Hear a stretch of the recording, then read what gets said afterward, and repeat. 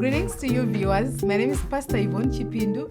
Child of God, I need you to understand that even in the book of Revelations, we learned that when we speak about God's wrath, it doesn't mean that God is going to declare death on you, He is going to destroy everything that you have built, but it only means that God would have withdrawn His presence from us. So God's wrath means God withdraws His presence, and to those who are left out of God's presence, it means they are facing all challenges. So now still, we want to know that does God hate? Remember, we said there is nothing bad that is in God's family or kingdom. Children of God, usatambe when God withdraws His presence from you. I just want to highlight one or two examples from the Bible. Remember when Samson, when God withdraws His presence from him, what happened? They could beat him. They plugged out his eyes. And he could not see. Why? Because the devil, even his demons, they are out there looking for a place to be. And then when they find a place in your life, I tell you, you will die. Without God's presence, you will die. Do you know when God is in our midst, He is fighting so many battles for us that we don't even know. Remember, even when Jonah, God left him. When he was swallowed by the fish, He left him.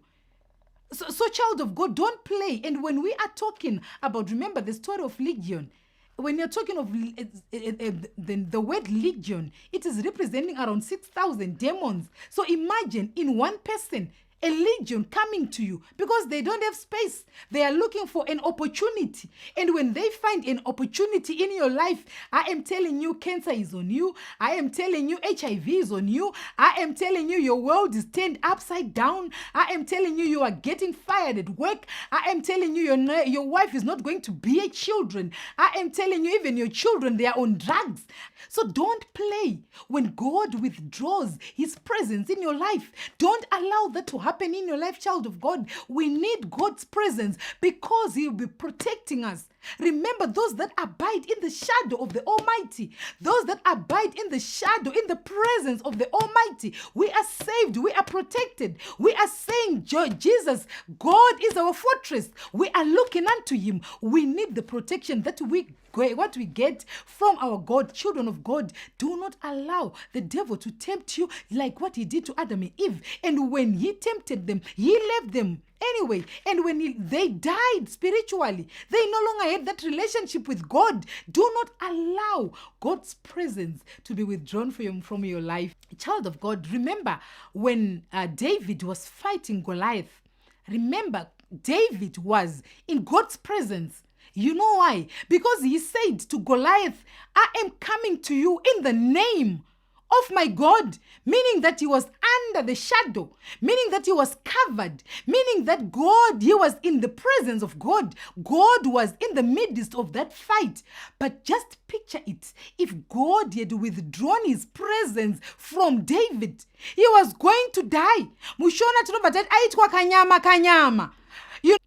Ipapo, because remember, this man Goliath was trained. He had all the vast experience, but David did not have the experience. But David had something that was mightier. He had God, he had the presence of God, and God made him to win over Goliath. So I am saying, do not allow the presence of God to live your life.